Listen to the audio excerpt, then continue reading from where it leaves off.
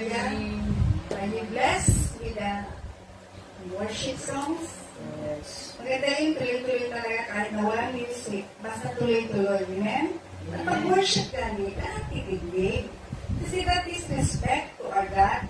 Kasi pag may hinihingi ka, tapos hindi naman galing sa puso mo dahil hindi ko nalang nagbibigay ng importance sa Panginoon. How will the Lord give it to you? Amen? Mag-worship ka nila. Banat tayo yun. Enjoy dito sa worship. Hindi mo hallelujah. Amen?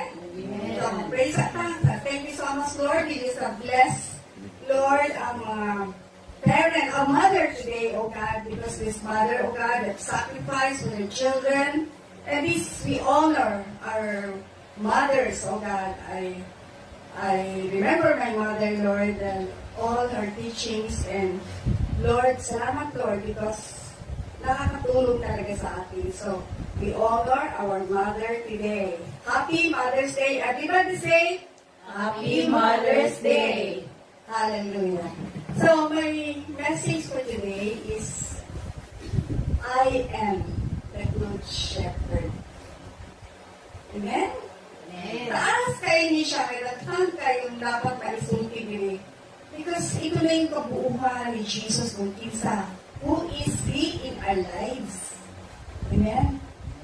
Kasi pag kilala natin siya, hindi na talaga tayo magkamali. Hindi na talaga tayo susunod kung ano ba yung mga bagay-bagay na hindi dapat sundin. Okay. Sa John 10 to 18, I will read it for you. Okay? Sabi dito,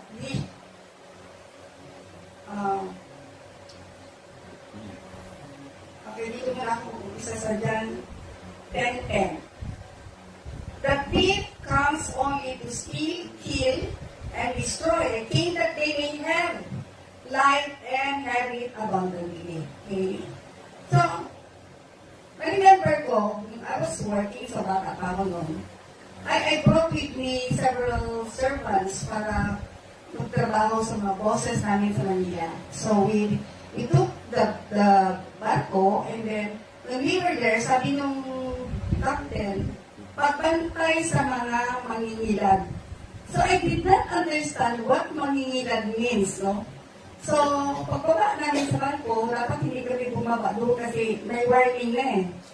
So, when we went down, may tao, pulubi, from Bohol daw siya. So, marami siyang sinabi, tulungan ko daw. Kasi kung gadali, hindi na kami makinig namin sa barko. Sabi niya, Mom, please help me. So, kitabangan ng